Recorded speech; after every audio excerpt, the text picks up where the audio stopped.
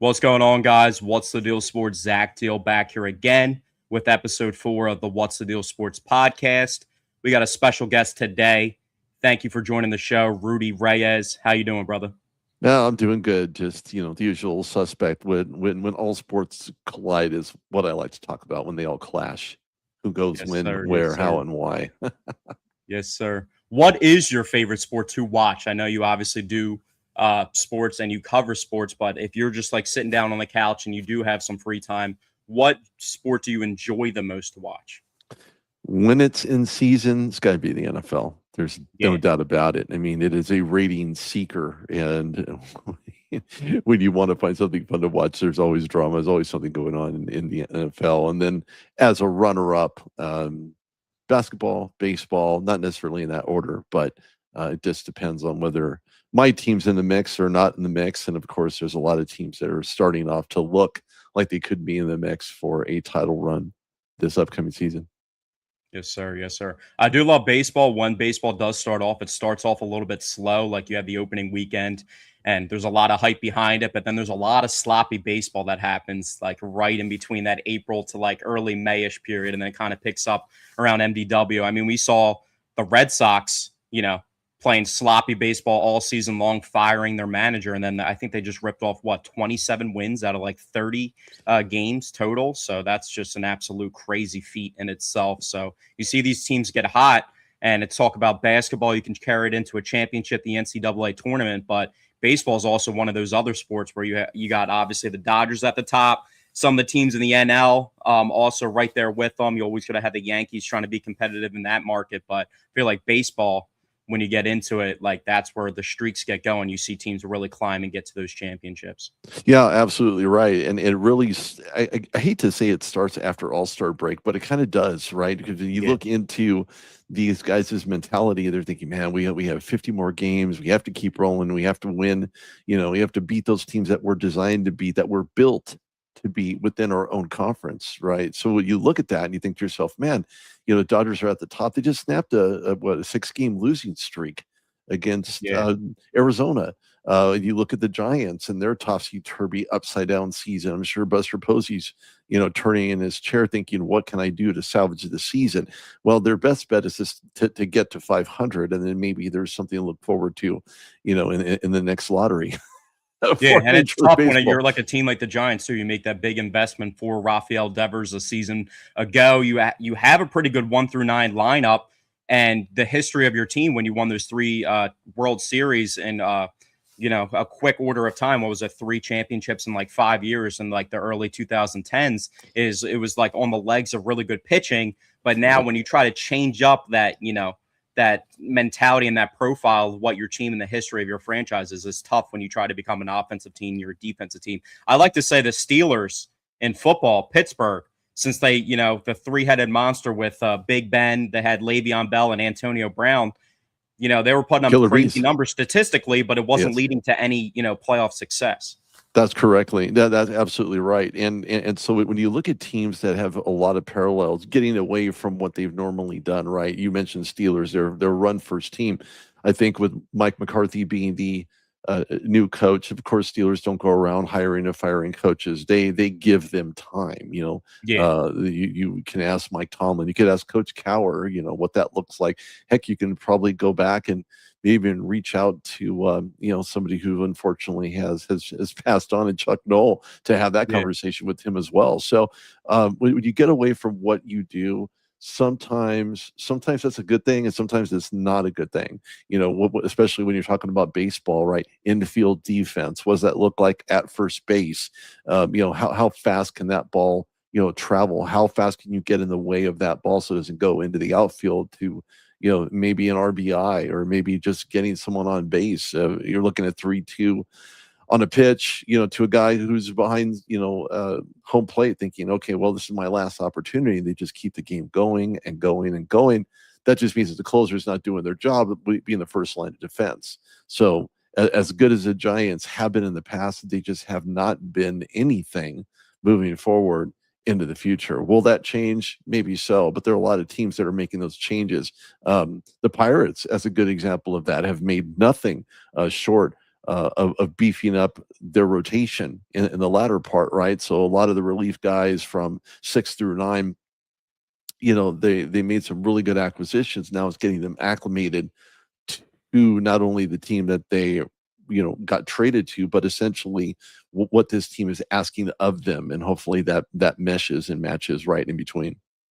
Yeah, and it's all to impress one guy, and we know who that guy is in Pittsburgh, obviously, and Paul Skeens, who kind of made it known that he wants to go to one of the bigger markets, and that could be New York. But sometimes you do have to move on and make some changes, not to skip around sports, but if we're going to put a lens on football, and you talk about the AFC North, a team like that gave the luxury. I happen to know Joe Flacco personally. My dad actually was his high school football coach, so been in close contact with him for a long period of time. He obviously came into the league with John Harbaugh, and John Harbaugh kind of had a long stay, even past when Joe wasn't the quarterback and they moved to Lamar. But also, with that being said, John Harbaugh lands in New York in one of the bigger markets, somebody that can see to turn around a bunch of, I don't really see them as knuckleheads. I just see them as the newer generation of guys, but, a guy that's kind of like a consistent force, an older generation guy that can kind of keep them in place. But with that being said, the Ravens may have done it a couple years too late with Mike McDonald moving on and then winning a championship in 2 years going to Seattle. Right, right. And you mentioned Lamar Jackson. I interviewed him when he was drafted in 2018, at the NFL draft, being the 32nd, pick in the first round, and a guy most people weren't even pinpointing as being a starter in the National Football League in general, regardless of where he was going. And the Baltimore just said, hey, we're just going to pick this guy up. We're going to trust his capabilities. We've seen at Louisville and see what he can bring to the NFL. And one thing that's one also, not to cut you off, that's one that kind of gets lost on the Howie Roseman lore, is like the Eagles actually facilitated that trade with the Ravens after their Super Bowl year and gave them the 32nd pick when their quarterback position was kind of in flux. Yeah, that's exactly right. And so that's kind of the mismanagement, right? That we see by general managers, stuff that gets general managers for the most part fired because they just do absolutely stupid things. And we see this happen time and time again. You see guys leaving like the Oakland Athletics, going back to baseball for half a second, Forsty was there for the long haul, and they're moving to Las Vegas right now. They're currently playing in Sacramento, which is not too far away from me. And when you look at where this team is and where they could be, look, they're lucky if they even get to 500, to be perfectly honest with you, because they just aren't playing the kind of ball. They don't have the players. They have a very little payroll. And they're a team that moved on from Matt Olson and Mason Miller, two of the best players at their position in all of baseball, who would be perfect people to open up a new stadium and have as the faces of the franchise to be able to do that.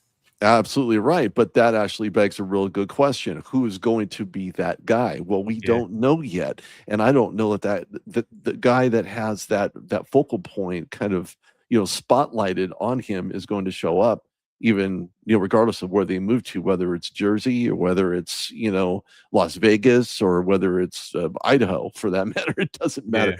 I think the Oakland Athletics really have to do some soul searching, obviously, with the interim general manager. I think the Athletics certainly need to have a conversation with ownership and saying, hey, how do we get this team back into some type of prominence? Because we've seen that happen when they were in Oakland as the Athletics. So a lot to be said for small market teams and those payrolls that may not be existent, and or owners that don't want to fork up that kind of bread in order to help their team. Good example, good point in that. Could there be a cap in 2027? The Dodgers certainly made that a real good question with the acquisition of Derek Stillball. So I'm just saying that when you look at an organization that has the money, that has the fortuitous mindset to get them to win another championship, it would be a three-peat that hadn't been done in a very long time. I think the last franchise, at least in LA, to do that were the Lakers. And so again, one of those things where you have to look at this team and think to yourself, okay, can they continue doing what they've been doing? Now, by all means, they have the best farm system in all of baseball. I mean, it's proven. They have futures. They had stars coming up from AAA. There's just so many moving parts in Los Angeles. And yeah, they have the money to do it. But with the salary cap, is that going to help players want to be part of that system if they don't get paid the max amount of money, which currently is not the case. You can get an absorbent amount of money for 5 years guaranteed or 6 years guaranteed or whatever. I don't think the Dodgers killed baseball. I don't think they're killing themselves. I mean, they just went on a 6-game losing streak. So it's not as if the Magic plugin was Scooball, because it was not. He's not the linchpin to keep this Yeah. Dodgers thing going. It's about having the right people. Now, not that Mookie Betts has been playing lights out, because he hasn't.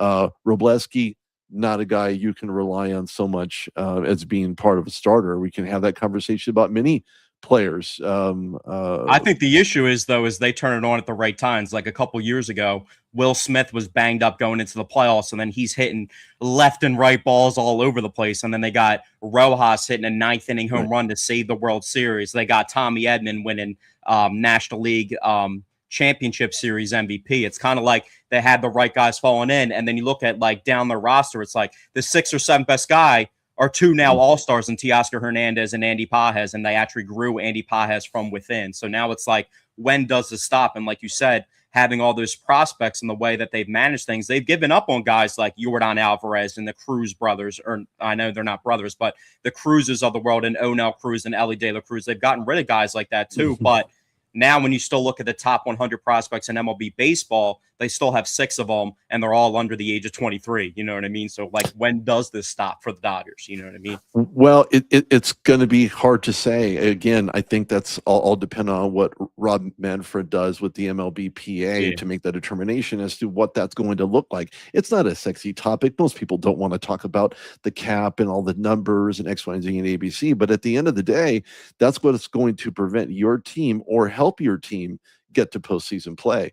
I mean, you look at guys that have been in massive slumps. Speaking of slumping, and teams that are slumping, individual players have been slumping. Matter of fact, Kyle Schwarber he finally hit a home run. I mean, he's been in a drought for quite some time. He pulled that off yesterday. And then you look Naylor on Seattle, it was like a 60-game slump or something outrageous like that. And we were talking about Kyle Tucker in the offseason, somebody that everybody's like, oh, that could be the linchpin for the Dodgers. He has like 12 or 13 home runs total this entire season. I don't think that he was a key cog in this, maybe just to beef up the starting rotation. I mean, when you look at the batting order, it's been kind of like Ohtani at, 1 or 2. And then they realized that Kyle Tucker can not necessarily outperform Ohtani, because, well, nobody can on that roster. But if they are, and they're able to do so, the complementary bats would be Kyle Tucker. It would be Pages maybe in the bottom of the order when you have 2 bases loaded. You have 2 in scoring position, 1 on first, 1 on third. So I think that the Dodgers, as long as they keep it real and keep mixing it up, I think they're going to have a very, obviously they're going to postseason play regardless. But I think that win yesterday was certainly the monkey off their back, so to speak, to stop this downhill slide of losing 6 games, even though they're still controlled, still controlling the NL West. So it's just, there's so many moving parts when you talk about postseason play. When you talk about teams that are fighting, jockeying for position, guys that could, teams and with guys on them that could kind of, screw things up a little bit. You look at the AL and the Rays, right? They're leading by 2 games over the Yankees right now, with maybe like a plus 30 run differential. Have you ever heard of that? That's nuts. And you get Chicago White Sox, who just get stormed out of absolutely nowhere. They were behind the 8 ball. I mean, yeah, they're playing 500 ball, at 53 and 47. But look, when I watched the White Sox play part of the Cleveland series, I thought to myself, is Cleveland this good or just that bad? And I just think that the Chicago White Sox are just that good. And they weren't showing that initially. Teams that are on fire right now weren't showing that. You have teams that are reversing, like the Pirates, right? Or losing that whole rubber match series. And it's just horrible. It's just horrible the way they keep losing. Okay, fine. So free agency brings the guys that you need, brings the guys that you want inside of that locker room, and that's wonderful. But when there are too many mistakes, infield, outfield, they look like the Keystone Cops out there. I think their biggest issue too is free agency wise. You talked about it. They got Murakami on a 2 for $34 deal, But going into next season, they're going to be, worrying about him trying to re-sign him the entire season, making moves around that. And then if you don't make the right moves around that come trade deadline time, or even do go all in to make those moves, and then he leaves, it's kind of like they're in one of those markets where if you're playing for the Angels and you're not locked in like a Mike Trout contract, you saw Shohei Ohtani do it. I'll just go play for the better Los Angeles team. If you're getting a contract from the Chicago White Sox or the Cubs that have a really, really, really underrated, really good roster for people that don't really pay attention to baseball, like the Cubs could be one of those teams in the NL that really sneak up on people and could find themselves in the championship series. If I'm getting offered money from the White Sox or the Cubs, and I'm not sure that Murakami is going to be there for the long run, I'll probably go take the money from the Cubs. Yeah, absolutely right. I definitely would. They have deep pockets, and the way that the Cubs have been playing, the way that they've been winning, how they've been winning. It's team baseball. I mean, it's team baseball. And unless these guys do something cataclysmically wrong with their rotation or their batting order or personnel, groupings and swap outs, when you look at the outfield and how that could change, and depending on the batter and who's up. And I think if you use your personnel that you have available to you, you're going to find out that in the long run you made the right move. But if you don't, it turns into tomfoolery, and now you look like an idiot. So I think they had PCA in like the 7-hole earlier this season when he was slumping, and then now I'm at the top of the order, and he's like top 5 in the MVP voting. You know what I mean? So yeah. Well, you definitely have a conversation. Where is Ohtani? Where does he sit in all of that? He's right there. I mean, he is like both of those guys are neck and neck for MLB National League MVP award, because they've been playing so well. Their OPSs are high. Their home runs I think they're tied for home run hits, and PCA is just a freaking grinder. The guy is a grinder. I've seen him do it all season long, and he's nothing short of a freaking modern miracle. You talked about him being bumped up, into the top 1 or top 2 spot, or even top 3 for that matter.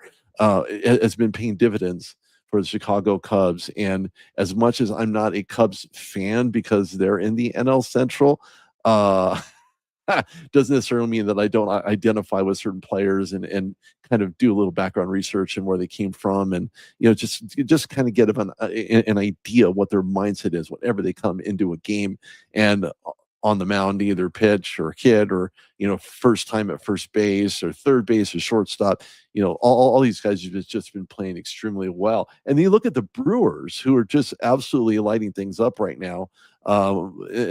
These teams are going to be neck and neck in the NL. Could I see them in maybe some type of central runoff? Absolutely. If the Pirates keep failing, that could very well happen. Why? Because now they're in bottom position that the Pirates are familiar with time and time again, because it's a personnel thing. It's a grouping thing. It's a batting order thing. It's getting the right guys, as a part of that batting rotation as well. So I got to ask you a tough question, though, is like, if you're a team like the Pirates and you had the success this season, obviously I do a lot of betting. So I have, a lot of statistic backed on betting, and I run like a Discord full of people. It's got like 1,200 people in there where we bet on baseball every single day.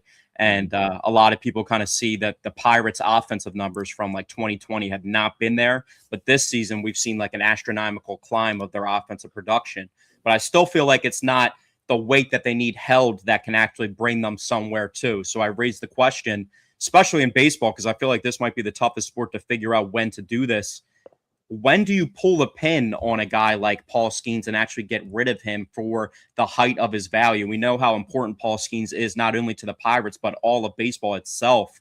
Do you think it would be a wise move for a team like the Pirates with those two teams in front of them? It looks like they're not going to be able to, get a leap over in the sometime near future to get rid of Paul Skeens, or do you think they should just ride it out and keep Paul Skeens on the roster? Well, there's a lot to unpack in that question. Why? Because Paul Skeens was guaranteed money, right? And so the Pirates have done absolutely everything that they could possibly do to acquire the right pieces as a complementary. Unfortunately, in the beginning of the season, toward the middle of the season, these relievers just were not getting it done. They were not closing out games. They were not maybe a strikeout first mentality they just did not possess. I don't know, but there are a lot of parts and moving pieces to this. So whether or not they keep Paul Skeens is another story.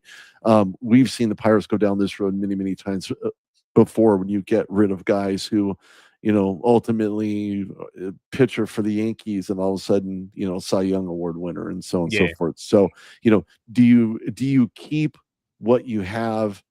That's going to be determined by their individual production, team production. What does that look like in the grander scheme of things? Are you still able to build around Paul Skeens? What is going on with his pitching? I mean, is he doing too much? Is he overthinking? Is he overanalyzing? And he's his own worst critic, like most people are, Yeah. or at least they should be. And Paul needs to really kind of dig deep inside of who he is, and maybe not have as many dates with Livy Dunn. Maybe that is a non so welcome distraction. I'm not saying it is, but if it is, you certainly have to know when to cut it off and focus back on baseball, because of the way that he's been playing. He's more focused, and attention is given to other things. I don't know that baseball has been one of them, considering his ERA is in shambles, and his pitch to strikeout ratio is not very good, at least not within the last few starts. So a lot of great questions for this organization, who's just trying to find their footing as to who belongs, who doesn't.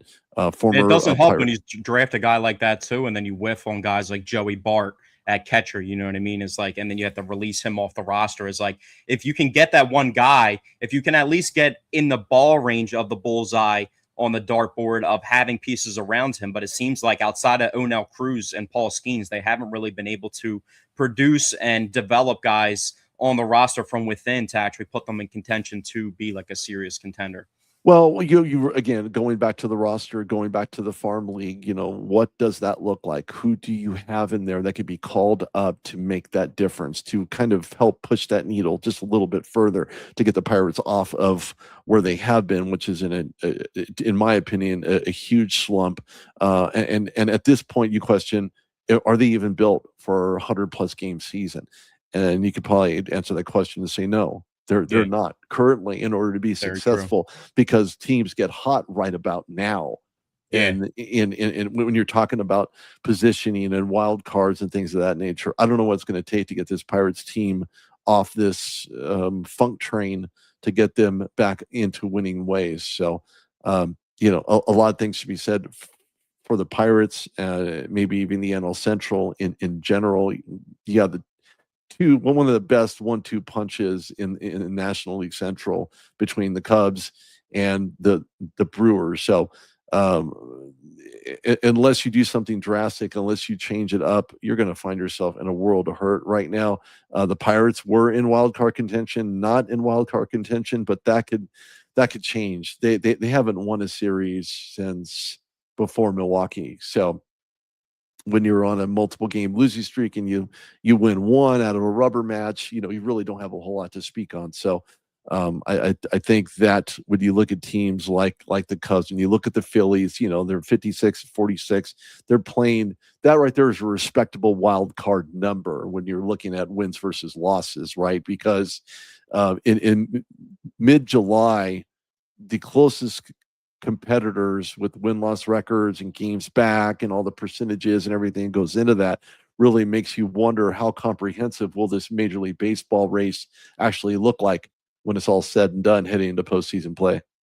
Yeah, I think a lot of it has to do with like gas in the tank as well, just keeping yourself above water, bobbing and kicking your feet, and doing all the things that you need to, getting the right pieces at the trade deadline, and then just kind of little taking it doggy in stride paddling there. along the Yeah, way. exactly. Doing the doggy paddle water test for 2 minutes in the deep end, seeing if you can stay there, and then we'll see who's going to be there. It's usually the same 16. So I kind of see it like the teams that we kind of mentioned at the top, like the Brewers, the Cubs. The Braves are obviously kind of making a resurgence as well too. And as a Philly guy myself, I can't expect the Philadelphia Phillies every single year when they match up with the Braves like they have been in the past, just to beat them in some spectacular fashion like they have been. So that's what it kind of worries me. Kind of thought the Mets would be better, but that's kind of like that New York market. They go all in. It's kind of like that. And I know the Dodgers go the same way in the Los Angeles market. The Angels can't really be said for the same thing, but that's kind of like how the Mets are always going to be all in or not.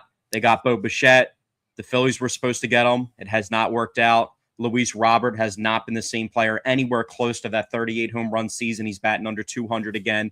None of their guys can stay healthy. They got the trade with Marcus Semien in the offseason as well. They tried to do everything they could to load up that roster, and it just has not worked out for them at all. They've been playing a little bit better of recent, but they're just completely out of the race now. So some of the preseason teams I thought would be up in the mix in the MLB in the National League, because I kind of think the AL is usually like those same four teams. It's usually the divisional winners in the AL kind of are the teams that hold it down and are really up there. But like we talked about in the beginning of this baseball talk, I did not see the Red Sox coming out of the woodworks like they have now, especially with adding some of the talent that they have around the trade deadline too.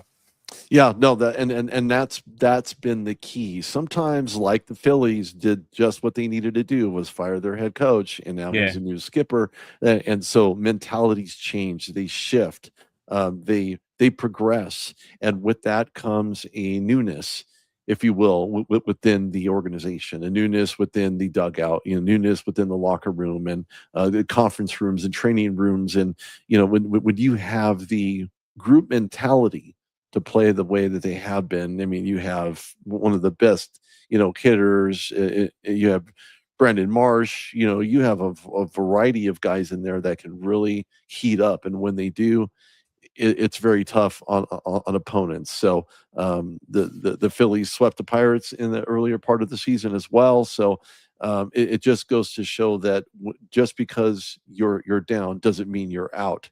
And because every game is so critical right now, heading into maybe the middle part of August into September, you're going to have to do some things that separate yourself from other teams. And if you don't, you're going to find yourself in the same position you were last year, with fans that will be upset and mad and wondering why you didn't do X, Y, and Z at the trade deadline. And there's obviously turning a lot of disgruntled fans away from sitting inside the stadiums and prefer to watch it on home if you can't handle the misery in person. For sure. And talking about that exact sentiment right there is all Philadelphia 76ers fans. We're sitting here like we're completely done with the Sixers. We finally beat the Boston Celtics.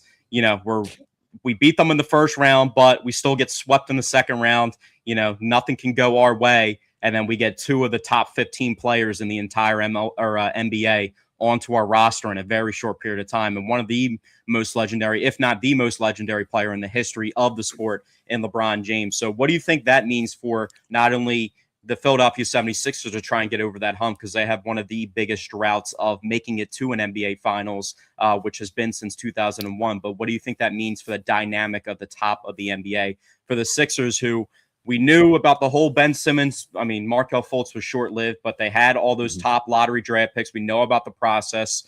I kind of saw it firsthand with how bad that team was. I mean, losing 72 games in an NBA season out of 82 was just, I don't even want to watch this team anymore. And then fast forward to 10 years later, now we're at the point where a championship actually seems realistic.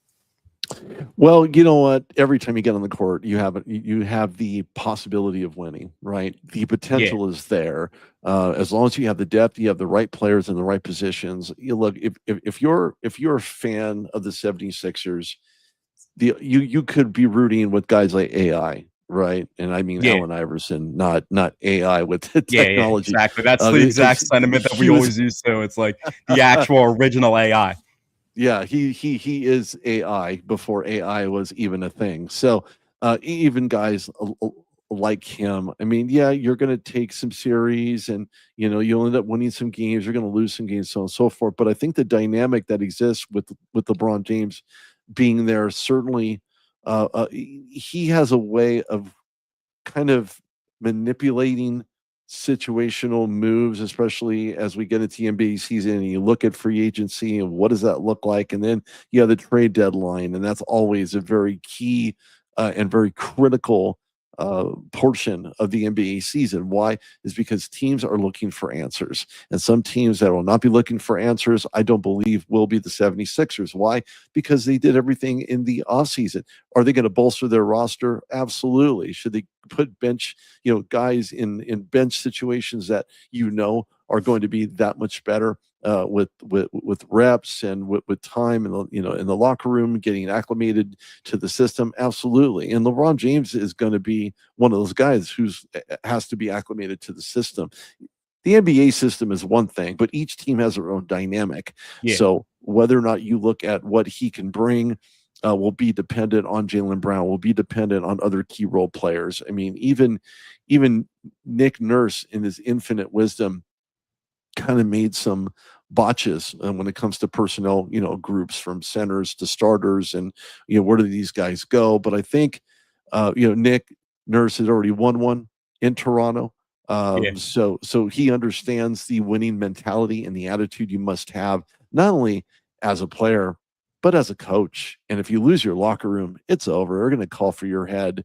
yeah, They're going to have people coming down with pitchforks and, short of lighting yeah. them on fire, saying, "Hey, look, man, you got to go. This is not working. It's not working for me. And that's It's the not working smallest for the locker room in sports organization." too, is the NBA locker room, is where you got a couple vets at the end of the bench. You got like 12 to 13 guys that actually play. That playoff rotation gets cut down to like 8 to 9 guys. If you're lucky, you're the Right. Oklahoma City Thunder, where you can go 11 to 12 deep and keep yourself fresh. And that's why they're always really good over the past couple seasons. But in comparison to other sports, it's not like a NFL locker room where you got 60 plus people in there, or baseball locker room where you got 40 plus people in there. You know what I mean? It's a lot more condensed, and there's a lot more. I feel like the theories and the way that people think has a lot more weight to it than some of the other locker rooms. There's also a lot of money involved too with some of these contracts too. That's kind of where the Jaylen Brown contract, when he first got it, people were like, wow, 5 for $305+ million. You know what I mean? That's a lot of money, especially at some point in time down the road, even with what they talked about before, where there was kind of a clashing of Jason Tatum or Jaylen Brown, who is the actual guy. And it's always that the Celtics seemed like they wanted it to be Jason Tatum. And then that came true with the trade that they obviously made. And they made that decision where, in my opinion, one guy played in game 7. I know the other one was banged up, but it was kind of the longevity of the way they see it. They didn't want to put Jason Tatum in a bad spot. But Jaylen Brown's kind of been the more consistent guy and was the guy that actually won the Finals MVP. Yeah, I think that this is kind of a mistake by Boston. I'll be honest with you. And I say that, I mean, obviously the beneficiaries are the 76ers, but I think Boston, by keeping him within the Eastern Conference, certainly is going to provide a lot of conflict.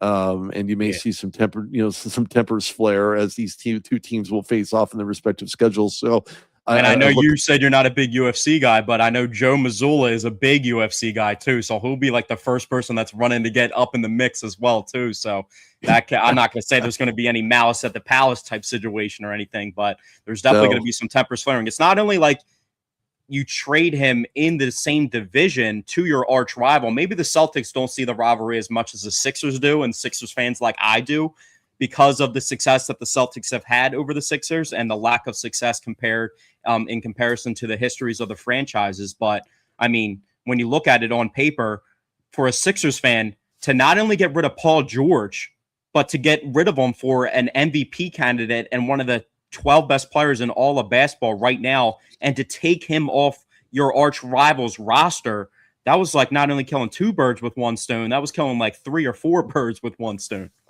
Yeah, it's like skipping stones, across a lake. You don't know what it's going to hit, and then it ends up on the other side of the whole river. Exactly right. So one of the things that you look at here is the fact that Jaylen Brown is now on the other side of the river, and so that's where you want him. If you're the 76ers, that's exactly who you needed to help facilitate, plays inside of the paint, being the playmaker, being that guy. Could he ultimately, outshine LeBron James? Well, in a matter of speaking, he probably will. Why? Because Jaylen Brown's a lot younger than LeBron James, and they're going to end up finding a way to play together on the court, despite their personalities, despite the diva and everything of that nature. They've both won championships. This is not a battle or a hot take or anything of that nature. I don't do hot takes because both these guys know what it takes to win. And if they have that type of mentality heading into the regular season, you're going to see this 76ers team be that much more of a model franchise that they wanted to see versus looking in the rearview mirror and say, well, we really blew it this time. Right. we didn't get the right guys in the right positions, and we missed on free agency, or we missed on the trade deadline and things of that nature. So they don't want to go into the season looking in the rearview mirror. It's all about progression. Where are we at? Where are we headed? The message needs to be the same, needs to be confluent throughout the entire organization. And to be honest with you, these guys that are playing together, I guarantee you they're practicing right about now, probably as we speak, or, Yeah. you know, maybe LeBron James needs his Geritol in the morning. I don't know, but these guys are going to find themselves on the court, and they're going to be playing very complimentary basketball against some of the best in the Eastern Conference, including the Boston Celtics, or certainly and find themselves more often, more frequently discussed within the realms of NBA royalty versus the 76ers. So I think it matters who this team Sixers who this Sixers team is right now and moving forward. Why? Because you want to know exactly Yeah. what these guys are made of. You want to see that in summer league. You want to see that in tight playoff contention. You want to see them wax other teams and posterize them every single chance that they get. But I don't think they have that guy yet. Could be coming. It could be coming during the trade deadline for all intents and purposes. We don't know, but they have to have this fundamental base to work from. And I think both of these guys know how to win, know what it takes to win, and you'll see the 76ers win probably a lot more games than they probably would have otherwise. Yeah, for sure. And I agree with that as well. Some people think it might be like stunning the growth of VJ Edgecombe to bring in older guys like this, but I kind of think it was a luxury because the torch was kind of getting passed to Tyrese Maxey from Joel Embiid of whose team it was. And then Joel Embiid had a season, which was last season, to kind of realize that even if he's not the guy now, maybe it's a 1A, 1B situation. Now bringing in Jaylen Brown and LeBron James, that kind of makes everybody take a back seat. And there's only one basketball. And you have a selfless guy that you drafted with the third overall pick in VJ Edgecombe, who can kind of just fit in and fill the seams in. And now it's just a bunch of guys that are all looking to just win a championship and finally get over the hump. And that's the point in everybody's career, even with the 21-year-old VJ Edgecombe that they stand at, where before, I thought with getting Jaylen Brown, you have a perimeter defender that can actually match up with these guys that we can't guard in the playoffs, and that's why we always lose. Paul George was a little bit past his time as the defender that he used to be. You have VJ as that as well, and then now Joel Embiid doesn't have to be the two-way, jumping all over the place guy where, yeah, he's going to put up 35 and 12 and 5 blocks in one playoff game, but maybe one of those blocks results in him jumping in a certain way and then him missing 2 games, and then you lose the series. Yeah, Paul George is a guy. It's kind of a funny topic, and probably some people agree, some people won't agree. But Paul George is the most overrated, overpaid player in the National Basketball Association. He just is, because he refuses to get to that next level. He's like he's a person on your team that can get to the next level, but the question whether or not if he wants to, and the answer to that is no. Is he overpaid? Is he the best salesman on the planet? Probably, because lots of NBA teams are, oh, if we put Paul George in there, it's going to be a complimentary, component, and blah blah blah. Look, and once he got that drug suspension last year for 25 games, I was completely done with him as a Sixer. Like, I tried to hold on to that contract. I was like, we finally have a perimeter player. I know some guys age well or better than other players in the NBA, but I was still like, all right, this is a little past our prime. Like, I kind of would rather have a Jimmy Butler who's not as dynamic of a scorer, but I know that mentality that he's going to bring, and I know what he's going to do as a leadership standpoint. But once Paul George kind of, did put himself and taken himself out of there for his own reasons, I'm like, this guy is not committed to the Sixers. And regardless of the success that we had versus the Celtics in last year's playoffs, and what he did, I kind of thought, like, if there's any way we can get rid of him, I just never thought it was going to be possible. We get Jaylen Brown back in return, who's a 6-year younger, better version of him. And I would, make the differences of whatever the 50 to 65 million, that $10 million gap, sign me up. Well, yeah, there's no doubt about it. And so now you have to think about dead money, right? So the NFL has dead money that counts against your cap. So that disables you from acquiring players that you may ultimately want. Why? Well, you just put yourself in cap hell. The NBA is no exception to that rule. They pay a luxury tax for monies Yeah. that are over. So And the aprons that you go into and everything. And some yeah, teams were good to like dance around the apron. Like the Warriors would always be right here, but somehow keep themselves underneath the apron. And then you see the teams that were trying to beat the Warriors would go over the apron. And then right. in 2 years, they were nowhere near matching up with the Warriors in the playoffs. Sure. Yeah, and you know what? And the same thing applies to all sports, right? If you have a guy who's making existential amount of money, help them understand this is a team game. This isn't an Yeah. individual effort. This is a team game. So what happens? You modify their contract. You say, well, we're going to, instead of all this guaranteed money, can we restructure that? Why? Because that money would go to other players or other would-be players on your roster. So if you're a guy who's not a prima donna, who's already been there, done that, I'll give you a good example. Aaron Rodgers, right? He didn't make a ton of money doing what he's doing, and he hasn't made a ton of money doing what he's doing. However, he keeps coming back because of the game, Yeah. and that's Tom the Brady same. was the same way when he was taking pay cuts with them. Perfect example if we're talking about basketball. Who just won the championship and why? Jalen Brunson took a significant amount of less money for them to build that roster up, and Yeah. then look at the position that he's in now, and he's probably going to get it back off the court with endorsements because he's like the face of that whole New York generation. You know what I mean? So Yeah, absolutely right. And one thing to be said for that is that he had been handicapped. He had been handcuffed in regards to wanting more money because he knew himself individually that if he was able to cut back some of that fat and trim that back, that would enable this New York Knicks team to be exactly what they are, and that is world champions. So could he get that money back? Absolutely. Will he? There's no doubt about it. You mentioned endorsements, and players typically will get those endorsements because they're just that good.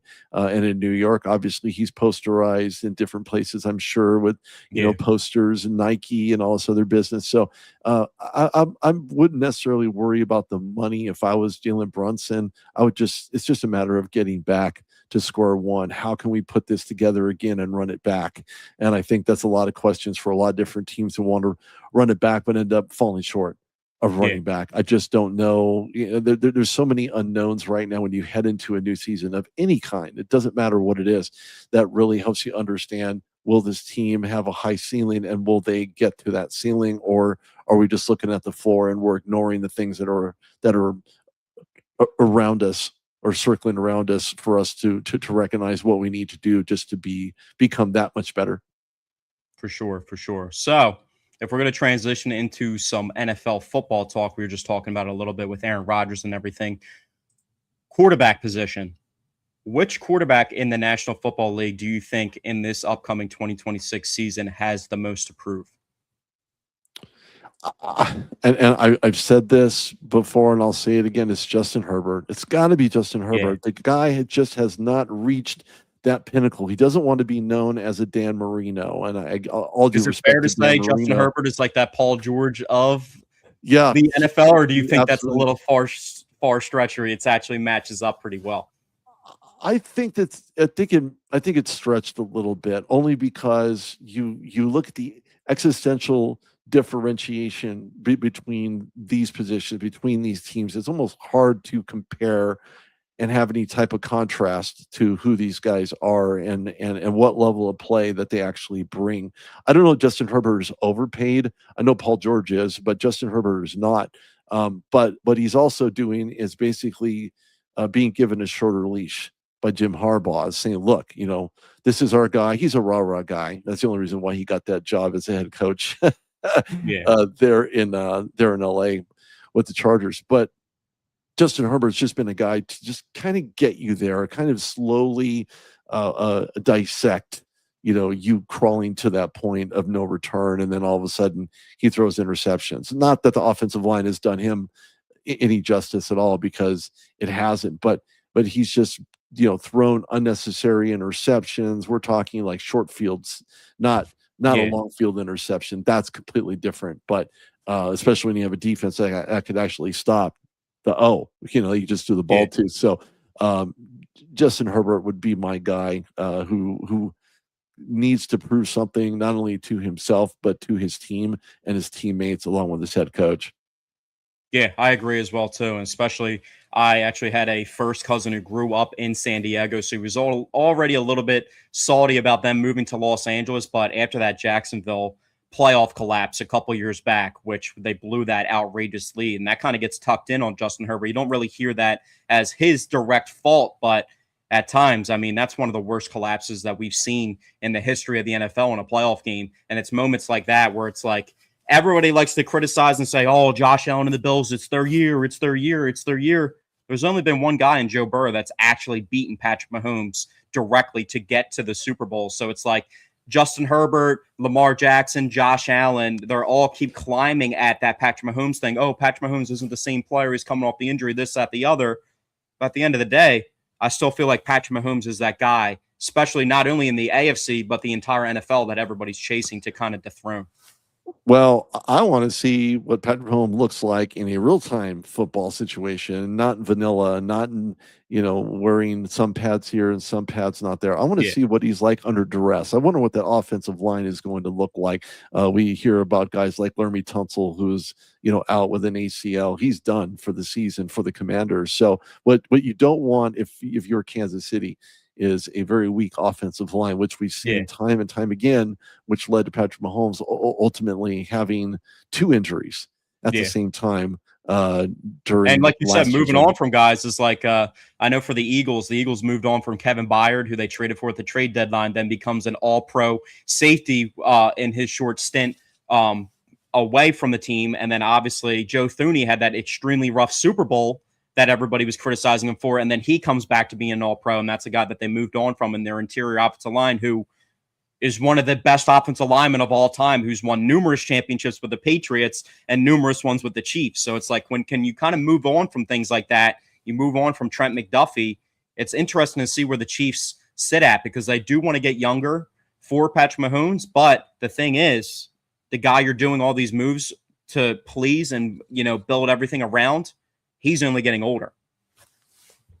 Yeah, no, he definitely is getting older. And when you look at what ceiling Patrick Mahomes has left, could be another Super Bowl, maybe 2 Super Bowls. So that would bring a lot of joy to Kansas City Chiefs fans. And I know that people are chomping at the bit to see what he will look like in a real-time game scenario. I know I am, because I want to see what he can do from a locale situation. Is he going to stay in the pocket? Is he going to trust his legs to get him to where he needs to go to? I think he's a guy who's built with no fear, to be perfectly honest with you. And when you go back to the 2018 NFL draft, I interviewed Sam Darnold when he was drafted by the New York Jets, and the first thing I thought of was, man, they are not ready. That offensive line is not ready for him. But he was ready for the NFL. Ultimately went to 3 other cities. I think lot of people that get drafted by the New York Jets, that's the exact situation. Is just the New York Jets aren't ready for that player. They move on. I was just talking about this with somebody. Leonard Williams is one of the most impactful defensive linemen in the league for the Super Bowl champion Seattle Seahawks. All those guys that get drafted in that top upper echelon for the Jets, they move on and have success elsewhere. Well, they do, and that's been the Jets' methodology, is let's just get rid of someone who we claim does not, fit our system or does not work in our system, and maybe he'll find luck somewhere else. Well, ultimately he did. He's the only player in the 2018 NFL draft to win a Lombardi. So, it says a lot about teams who fundamentally, organizationally, do not have it together. I'm not saying that Minnesota couldn't have gotten him, but of course that had Mensa fired as a general manager for the Minnesota Vikings in the offseason. And you see what he's done when he was in San Francisco, climbing in there for an injured Brock Purdy. So one thing about Sam, and I remember interviewing him at a Pac-12 play as well, when there was the original Pac-12. He's very fundamentally sound. He's focused on football. He just wants to get better. Matter of fact, when I asked him before he had to go to another interview, I was like, could you just give me a quick fight on video? So he put his fingers up, said fight on. And that to me was like everything, because he just kept fighting forward to move in that type of position. But again, it's the offensive line that does it for you, that keeps you upright. Yeah. I don't know that Patrick Mahomes and the Chiefs and that organization has beefed up that line enough to keep Mahomes upright. And we see this failure happen across the league where teams, Yeah. they It's the draft the likely quarterback but do suspects every nothing. time too. It's the Carolina Panthers do it as well too. Yeah. They had Baker on the roster. They had Sam Darnold on the roster as well, trying to make him out as the fourth guy on the depth chart. And would you Right. tell me that you wouldn't want either one of those guys as your quarterback? As much as Bryce Young has progressed over the year or year and a half that it's been since his lows of his like rookie and second season, still want both of those guys over Bryce Young as my quarterback going into the 2026 season.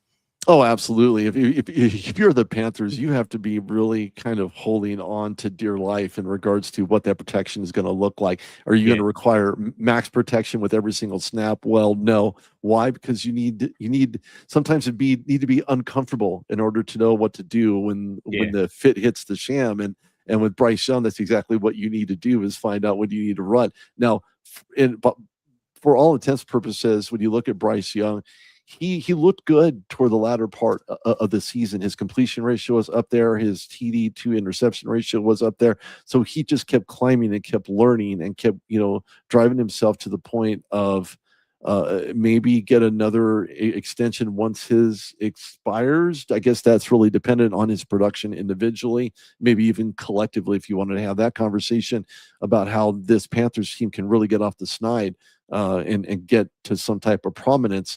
And you almost seen a little bit of that from King as your starting as a third string QB coming in for the Carolina Panthers as they beat Arizona in the Hall of Fame game, only because there was a last ditch effort to get that touchdown. Now King was injured in that game, but he played well. I thought he played very, very well. He's not a Bryce Young outlier kind of guy. I think that if there's a number 2, maybe even a number 3, I think King will get that third spot. I'm not a huge fan of Kenny Pickett. I mean, I seen him play.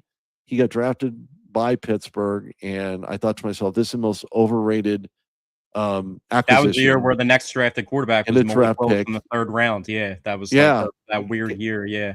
Yeah, it was just really, really strange. And I was in Vegas covering the draft when he was drafted. Of course, he was not there, but a lot of players were. And one of the things that I was looking for from Kenny Pickett was more dynamics inside of the pocket, but he just wasn't NFL ready.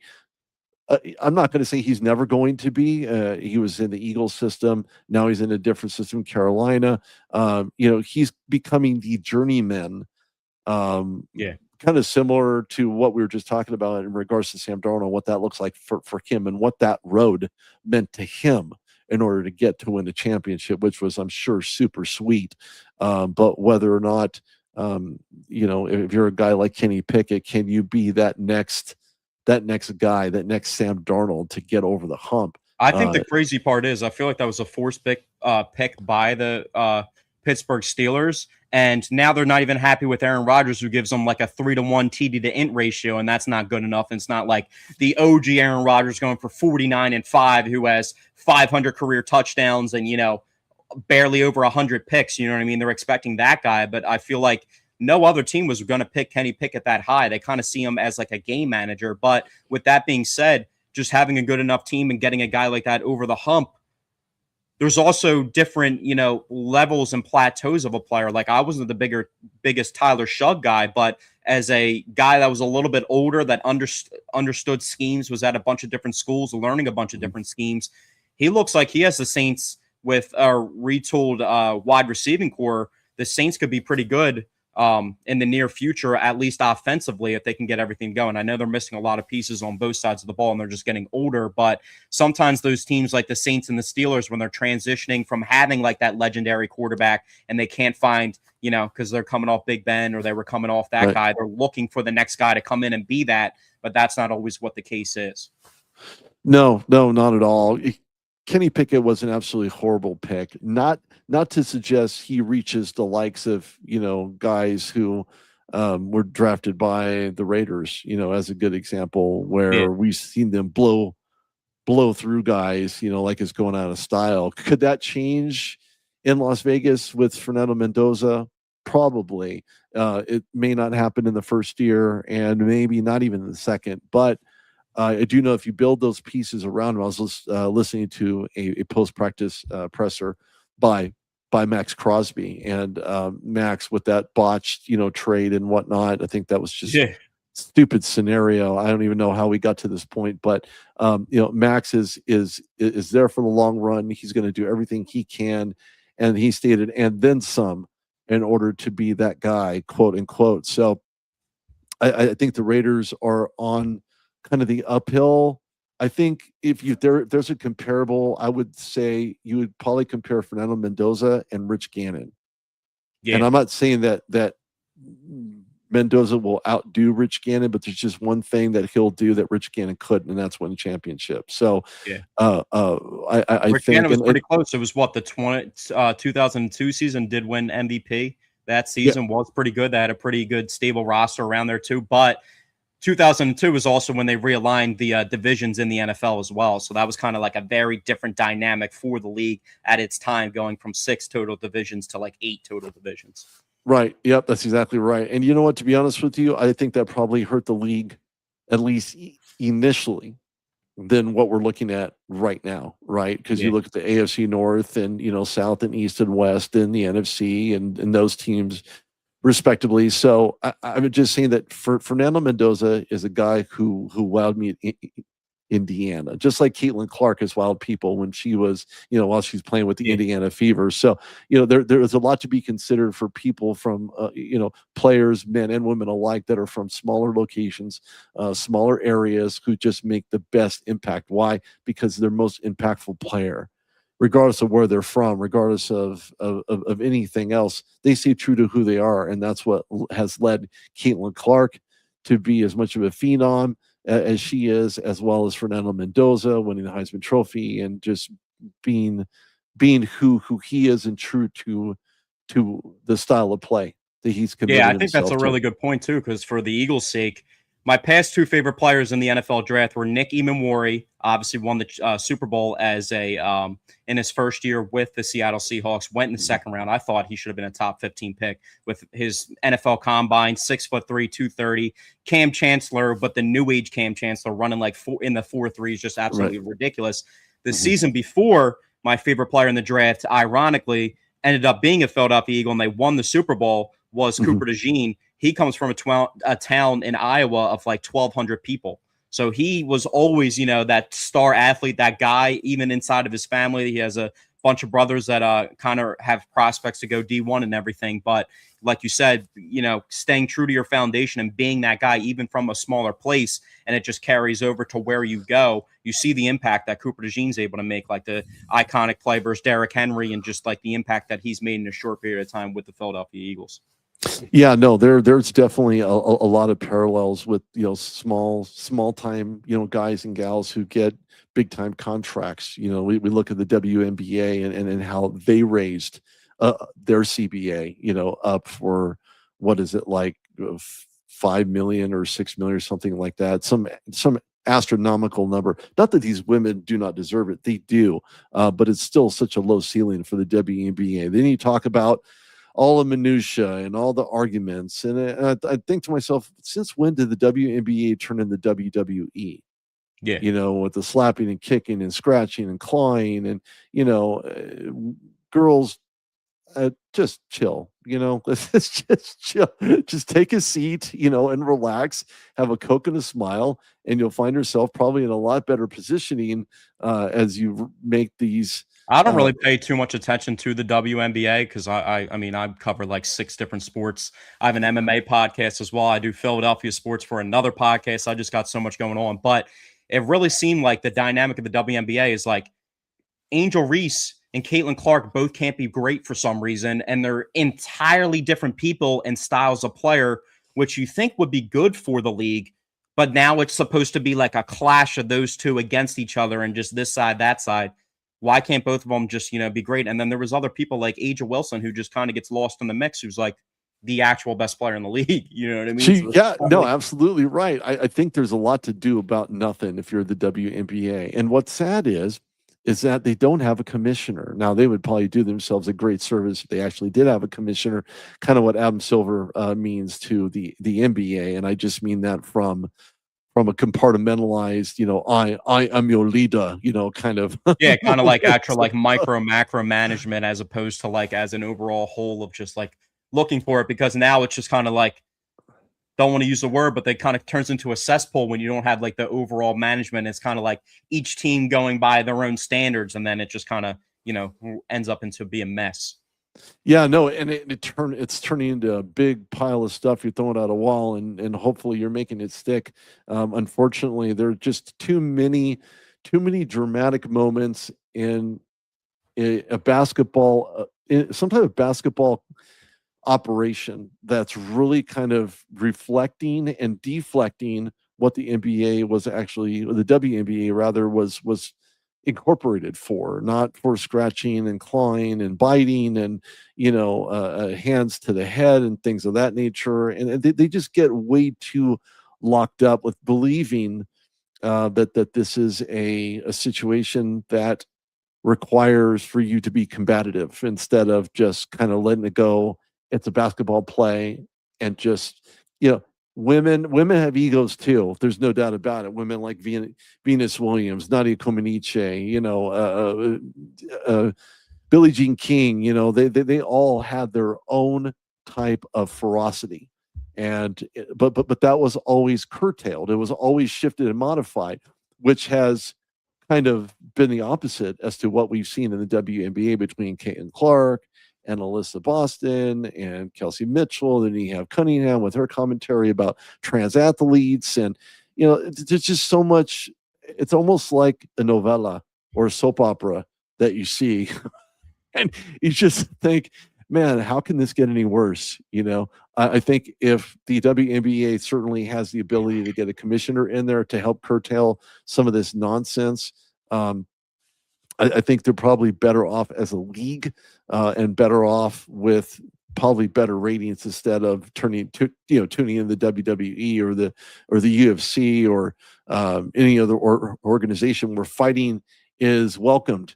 In the WNBA, Yeah. it is not. I watch a lot of women's fighting in UFC, and they do have personalities. They do kind of snap at each other and everything. But the one thing is, they can legally actually settle those things over a 15 or 25-minute period of time. You know what I mean? So that's what the difference actually is. And it, like you said, it comes out to be like they see it as maybe the word that I would try to say is not as performative, but it becomes the figurative word of performative, as in like the antics, as opposed to performative based, as in what's actually going statistically on the court as success wise. Right, that's exactly right. And you could look at guys who, I'm looking for the flop.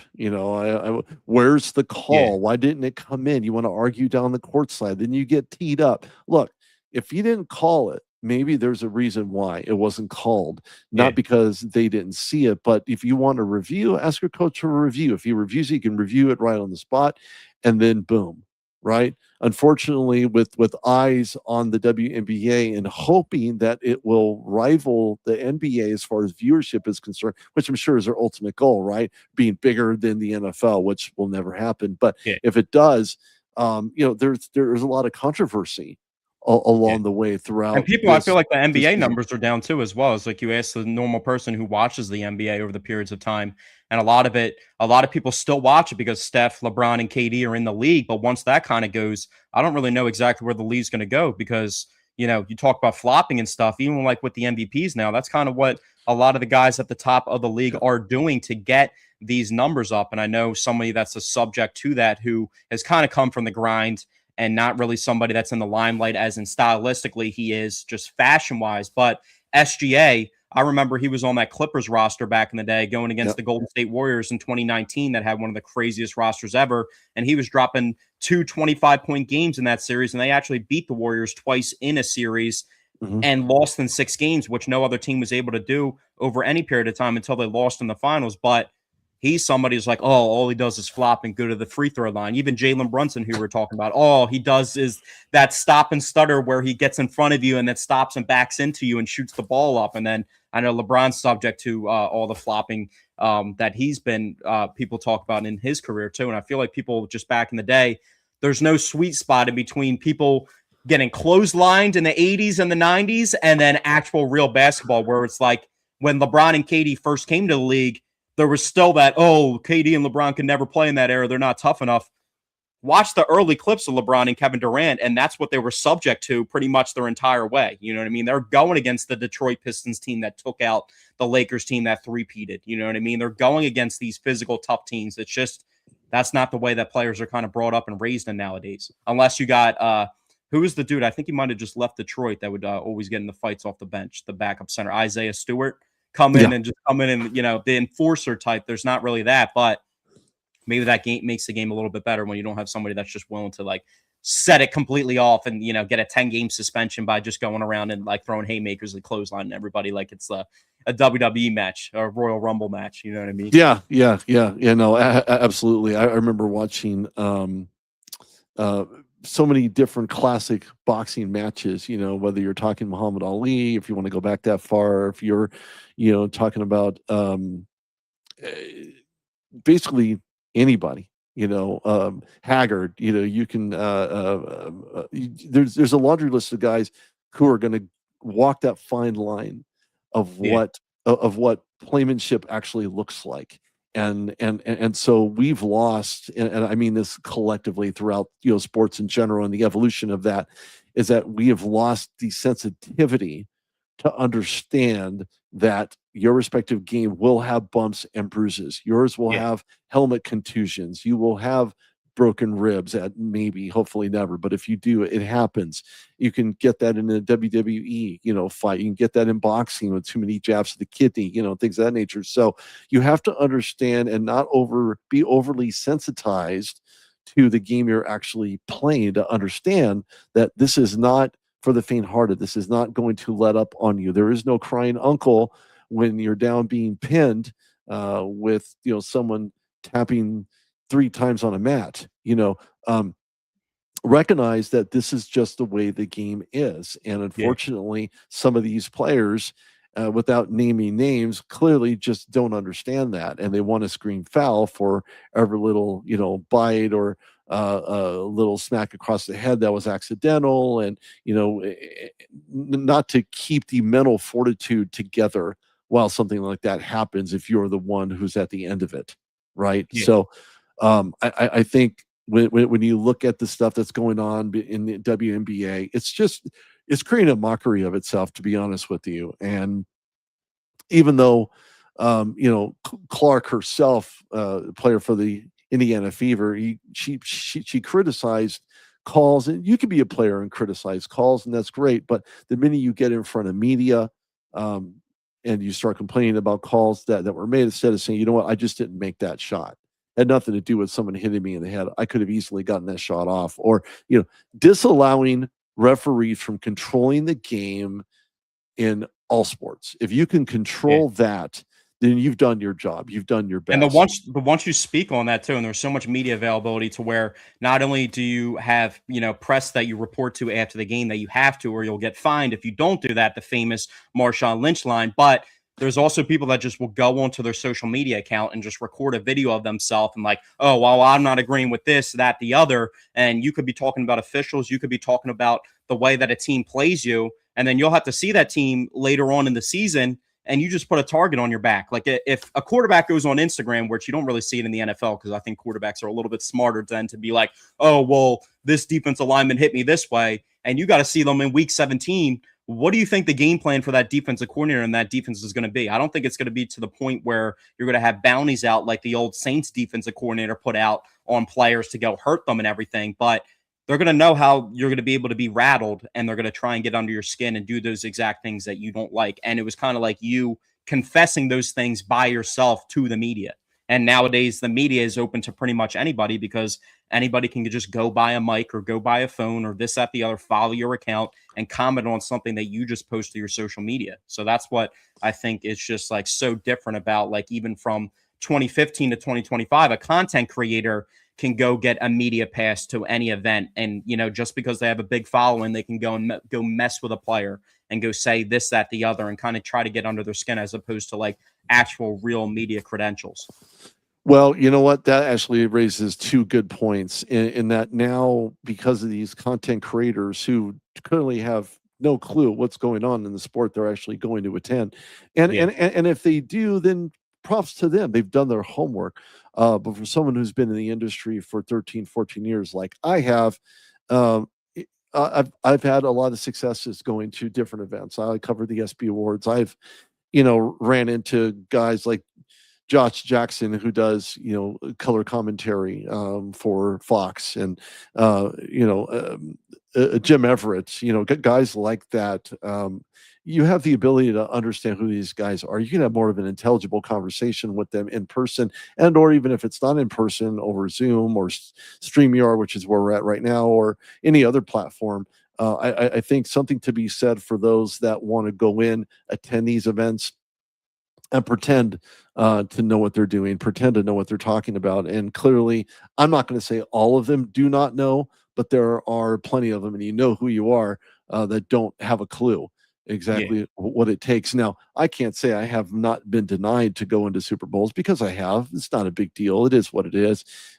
One media week is probably like the next media week, whether you're in the NBA or if you're in the NFL. So I think a lot to be said for recognizing where you're at, realizing where you're at, and how to assess and ask the right questions of those individuals who have been doing this a very long time, and just kind of take note as to how they do it, and you'll find yourself in a lot better waters than uh, trying and attempting to trick a player into getting them to say something you want them to say, versus just something that's natural to them in regards to the lines of questions, and not, well, what did you eat for breakfast this morning?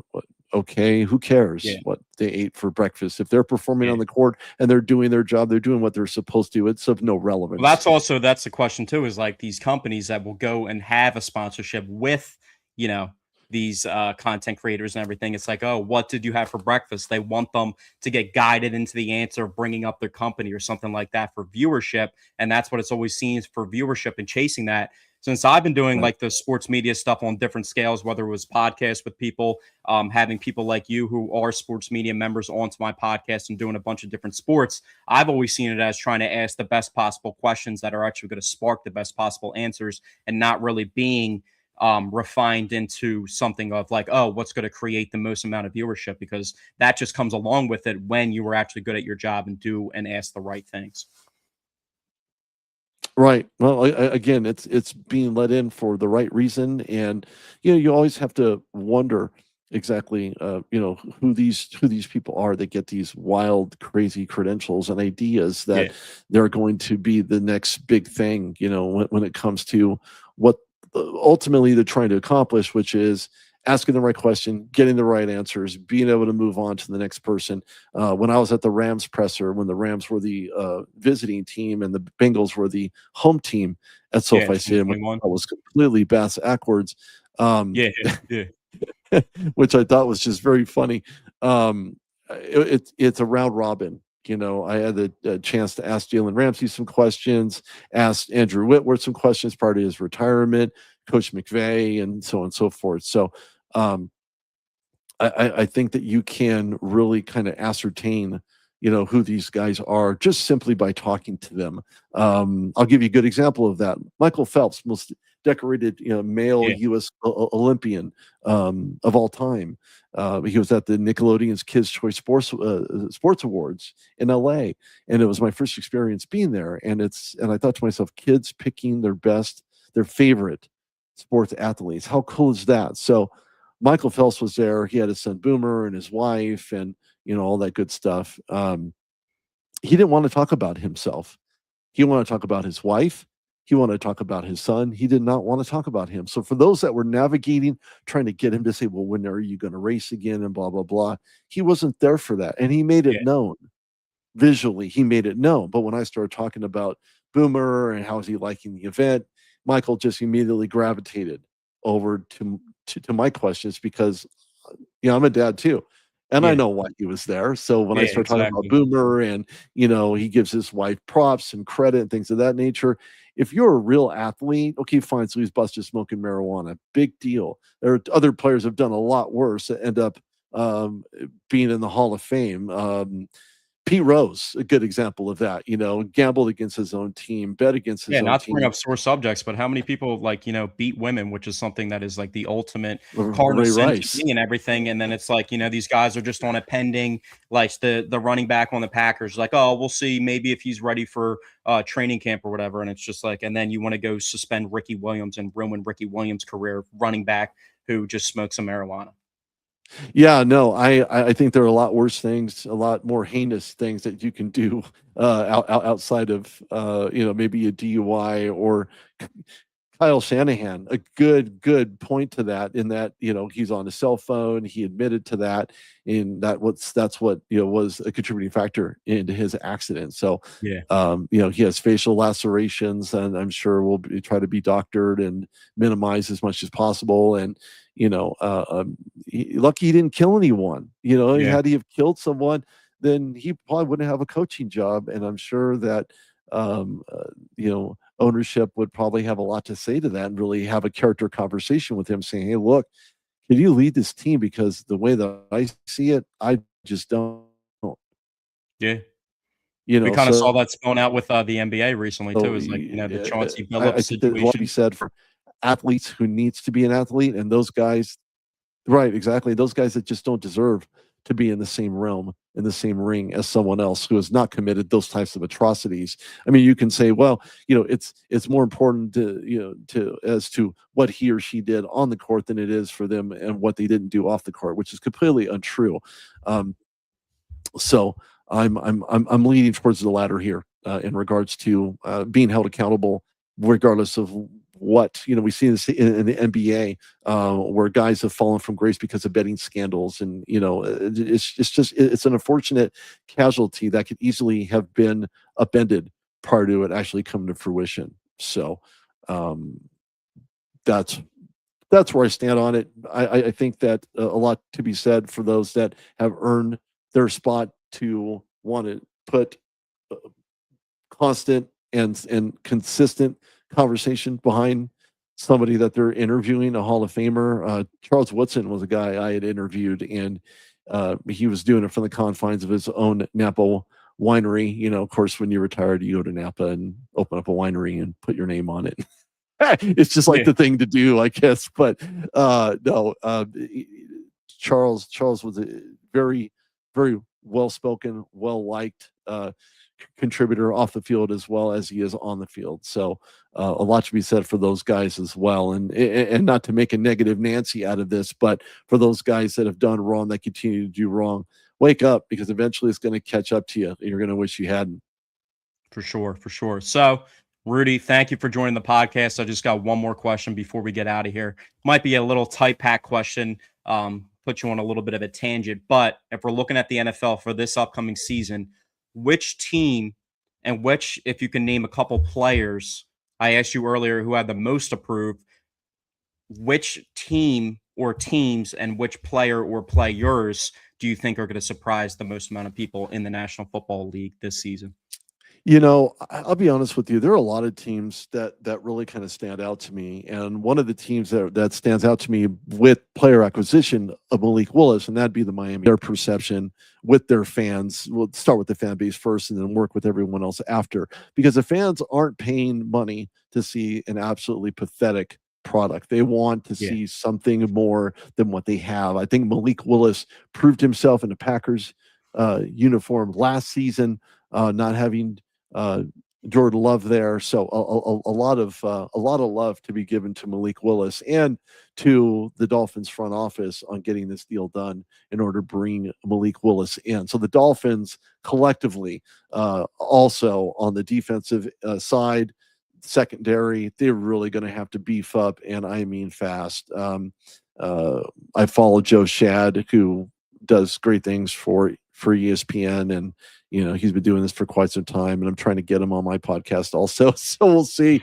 if I can get Joe on to talk about the Dolphins and the state of the Fins and where are they going and how they're going to be there. If there was another team and another player that I would want to see something more than what we've seen in the past, I don't know, decade, maybe the Cleveland Browns. Yeah. They may have something. They have Shedeur Sanders. They still have Deshaun Watson, who I think is an absolutely worthless pick. He's been injured more than he has played. It stays consistent, but they throw all that money at him, expecting for him to play. So we'll see. I think that Shedeur has done enough to warrant being a starter there over Deshaun Watson.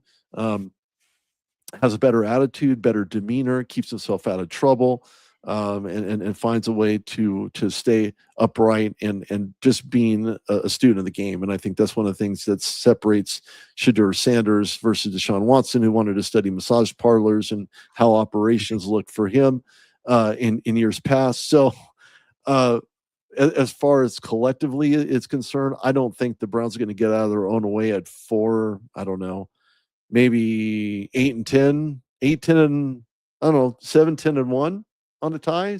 Anybody?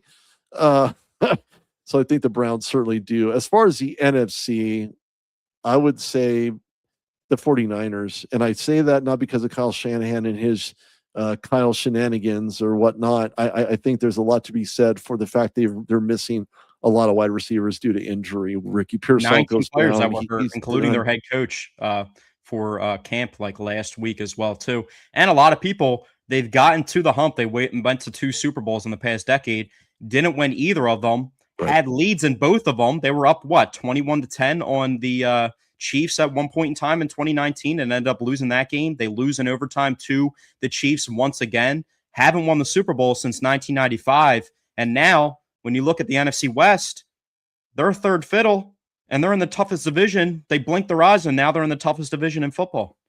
They are, because Seattle holds that crown as being the number one, at least right now. And that could And then Aaron Donald's looming. It could be coming back as well too. And you could have 2 of the greatest defensive linemen of all time lining up next to each other, which will completely change the entire dynamic, not only of the division, but all of the NFL. Absolutely. And he went through a very thorough workout. I'm sure there are continuing talks and conversations. I'm sure Coach McVay is, he's a rah guy, but he has a tactical side to him as well. Yeah, for sure. The 49ers are certainly in a third fiddle type conversation, which I couldn't agree more with, because, when you look at the amount of wide receivers he won't be able to throw to because of injury, George Kittle's kind of coming back a little bit. Maybe we'll see how that goes. But they have a lot of work to do on the offensive line. They really do. Can Brock Purdy stay upright? Is obviously getting up there in age as well and can't really be relied upon to play for that much longer. So they kind of aged out really quickly, and that's a scary situation, because if you look at the team like the Arizona Cardinals, who everyone has as the 32nd in the power rankings, if you get into one of those divisional games, 1 out of 2 of those games that year versus Arizona, you could easily lose to where your defense is not up to par. And Arizona, if they have a little bit of good quarterback play, they got so many weapons on the offensive side of the ball. You could look up and you could be down by 2 scores at some point in that game. And if your offense doesn't have the weapons healthy enough to provide around Brock Purdy, who has some issues of staying healthy himself, and games like that you would cross off as winnable on your schedule to get you into the playoffs, because you're probably not going to win the division. Those are going to be some of the tougher matchups. It's just teams that just have outright more firepower on the opposite side of the ball. Right. That's exactly right. And so defense for the 49ers is going to be good, not great. Again, more answers on the defensive side as well. So the 49ers are kind of in a conundrum. I know they had signed Brock Purdy to some pretty decent monies in the offseason, which he deserves, to say the least, because he's done a lot more with a lot less last year. Looking up at the LA Rams, who, as you stated, Aaron Donald could be that missing bombshell. And if he signs, this Rams team is going to be extremely dangerous defensively. You talk about the Sixers getting Jaylen Brown and LeBron and back in time. I mean, getting Myles Garrett and Aaron Donald on your defensive line, and in the upcoming months of each other. I mean, that looks pretty good as well too. Yeah, it does. Absolutely. And for your betting futures, I would probably take the over when you're looking at the Rams. Just Yeah. throwing that out there. Not to mention they get Maybe. all-pro, numerous time all-pro. Trent McDuffie at one of the more important positions in the NFL as Correct. well, too, on their Yep. defense. So they've had a great offseason retooling that defense, and then they Yeah. bring back the reigning MVP as well on offense as well. So that Right. team, Yep. if Aaron Donald does come back, as much as the Super Bowl defending champions look good in the Seattle Seahawks, I think I would probably put the Rams right above the Seattle Seahawks. Yeah. Yeah. Absolutely right. I think Seattle could possibly run it back, but it's got to go through the NFC West first, and that's going to be Yeah. a very tough component when you look at who's in it. Right. Carson Beck could ultimately be the starter by week 3 because Jacoby Brissett is an interception tool. So he'll win you a couple games. I just thought, what is there to lose when you're already ranked 32nd in the power rankings? You're in the toughest division in football. I'm not a huge Carson Beck guy at all. I'm a Notre Dame guy, obviously. You know what I mean? There's a little bit of smoke there. But, I mean, with all the weapons around him when they're playing healthy and not playing in the Hall of Fame game, and he actually has them at his disposal, whether it's Michael Wilson, Marvin Harrison Jr., Trey McBride, the running backs that they have, and Jeremiah Love. I mean, they have a lot of firepower to where it's like, might as well go out and see what Carson Beck has. If it doesn't turn out into anything, you'll have another top pick to use on that quarterback that you can use for your future as the franchise quarterback. Yeah, that's exactly right. You got it. A lot to be said for the Eagles. They're going to lean on the tush push a little bit more in the upcoming season. I see that becoming more of a reality than anything else. Of course, that was not addressed during the offseason, was not addressed at trying to cancel the ability for the Philadelphia Eagles to run instead of an illegal formation. I'm not an illegal formation kind of guy. I'm more of an offset line kind of guy. So if you're going to run an offset line and you're on 3rd and 1 or 4th and 1 to win it, then you can go with the tush or you can go over the top. There's a variety of things, but an offset line gives you more of a legal precipice. But I got to run. Great talking to you. Thank you so much. It's been wonderful. And everybody can find me at Rudy Reyes on X. You can go to Instagram, Rudy R. Reyes there, LinkedIn, TikTok, everything but Snapchat. Yes, sir. You got all the socials. So thank you, Rudy, for joining the podcast today, and good luck with everything in the future. Thanks. I appreciate it. Great talking to you. We'll do it. We'll do this again. Yes, sir. Have a good one, Rudy. Take care.